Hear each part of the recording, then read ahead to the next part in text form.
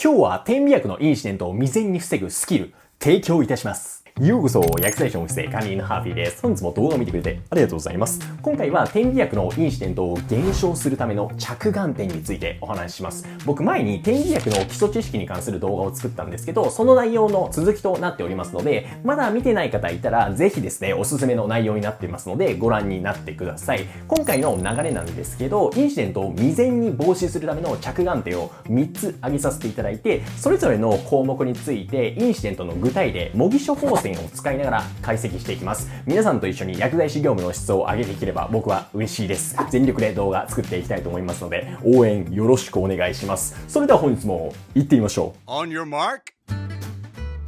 それでは皆さん準備はよろしいでしょうか。早速やっていきたいなと思います。インシデントを未然に防ぐための着眼点、一つ目が年齢になります。まずは皆さん復習も兼ねてこちらの表を見ていただきたいんですけれども、年齢の欄ですね。表に示しているのは現場でよく目にする鼻粉用のステロイド薬になるんだけれども、12歳であるとか15歳で例えば1回の噴霧回数が変わったり、フルナーゼに関しては医薬品自体が商尿フルナーゼといって変更になってきます。エリザスに関してはそもそも15歳未満には適用がなかったりするんで、同じ点鼻薬ではあるけれども、ある年齢を境に変更になってくる項目っていうのが違うわけなんですよ。まあ割とややこしいですよね。じゃあここで年齢でどういう時にインシデントが起こってくるのっていうと、年齢の変わり目の時期でございます。例を用いてやりましょうか。例えば患者さんの年齢が11歳、誕生日が4月15日だとしましょう。前回の受診が3月30日で、今回受診したのが4月30日、来局もその日にしたとします。で、持ってきた処方箋がこちらの内容になりますね。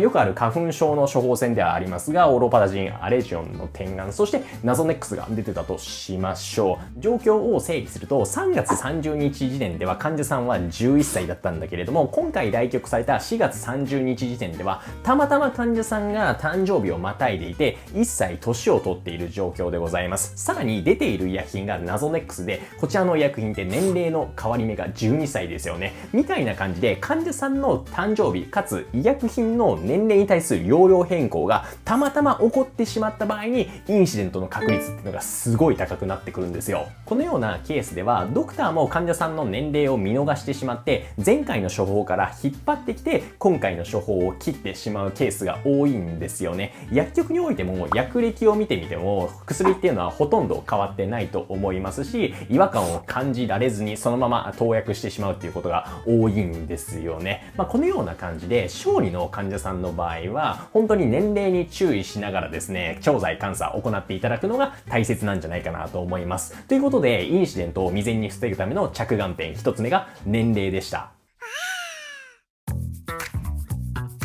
それではお次行きたいと思います。2つ目ですね。インシデントを未然に防止するための着眼点、2つ目が成分名でございます。これを皆さん復習していきたいんですけど、成分名の欄見てください。特にエリザス以外の3種類の点鼻液見ていただきたいんですけど、どうですか皆さん。成分名似てませんか？フルチカゾンであったりフランカルボン酸っていう文字が被ってる医薬品がありますよね。このような感じでシンプルに名前が似てるのでインシデントが起こってくる可能性があります。じゃあどういう時にインシデントが起こるのかっていうと、ドクターの処方が一般名処方の時ですね。こちらの処方箋見ていただきたいんですけど、よくある花粉症シーズンの処方になりますね。フルチカゾンプロピュア酸の56噴霧用のものが処方箋として出ておりましたと。で、ここでよくあるミスが、ジミさんがフルチカゾンという文字だけを見て入力してしまって、フルナーゼのところ間違えてアラミストで入力してしまうパターンでございます。このような場合、調剤録もアラミストになるし、薬体の表示もアラミストになっております。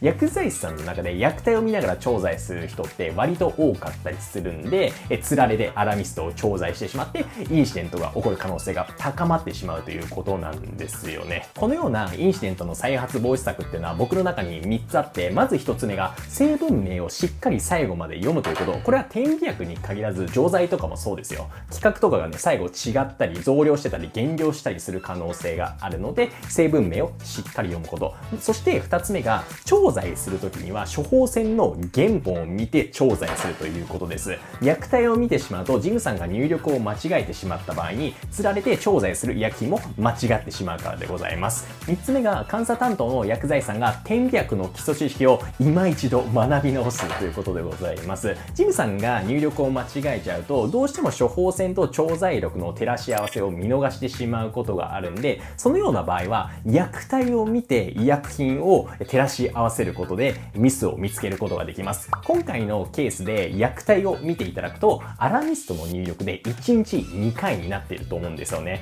で、今現場で使われている鼻噴霧用のステロイド薬って1日2回は基本的にフルナーゼだけなんですよ。残りは1日1回なので、あれアラミストって1日1回じゃないのって薬体を見たら気づける技術っていうのが必要になってきますね。このように一度ミスをしてしまったとしても、医薬品の特性であるとか正しい調剤監査のやり方を理解しておけばミスは取り返せるわけなんですよ。これちょっと余談なんですけど、僕は高校時代にサッカーをやっていてディフェンスをやってたんですけど、監督がおっしゃってたのは、ディフェンスは2回ミスが続いたら失点するぞと。これ僕今思ったのが調剤も同じだなと思って、ミスが連続することによってインシデント失点しまいますよね。なので気をつけてください。次行こうか。Oh my gosh! はい、それではこれでラストになります。皆さん最後まで頑張ってください。インシデントを未然に防止するための着眼点3つ目が企画になりますね。これどういうことって思われる方いらっしゃると思うんですけど、一般的な処方箋だと成分があって最後に28分無用とか56分無用みたいな感じで噴霧回数が書かれてますよね。ただこの語尾が噴霧回数じゃなくてミリリットルとかグラムで記載されてくる場合があるんですよ。表をまとめてみたんですけれども、例えばフルナーゼのところご覧ください。28分無用だと 4ml で、56分無用だと 8ml になってるんですよね。このようにミリリットルで記載される場合もあるし、他の点鼻薬はグラムで記載されたりもします。具体例を見てみると、こちらの処方箋ですね。フルチカゾンプロピオン酸、これはフルナーゼの処方なんですが、語尾に 4ml という記載がありますね。こちらは28分無用なんですけれども、ジムさんが入力を間違えてしまって56分無用で、入力してしまう場合もありますし、薬剤師さんがシンプルに取り間違えてしまう可能性もありますよね。なのでこのような場合はなんかいつもと違うぞと思っていただいて、どっちの点鼻薬なのか注意深く調剤していただければなと思います。ということで最後は短くなりましたが、インシデントを未然に防ぐための着眼点3つ目が企画の表示でした。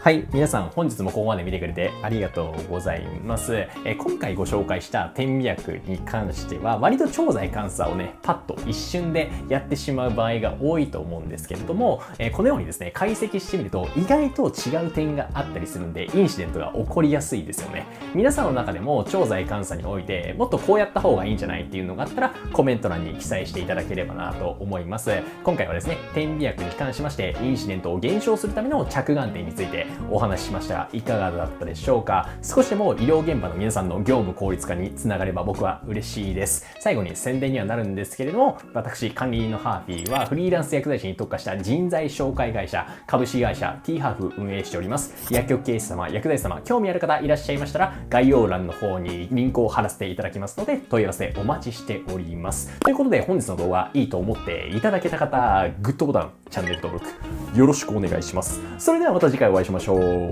疲れでした。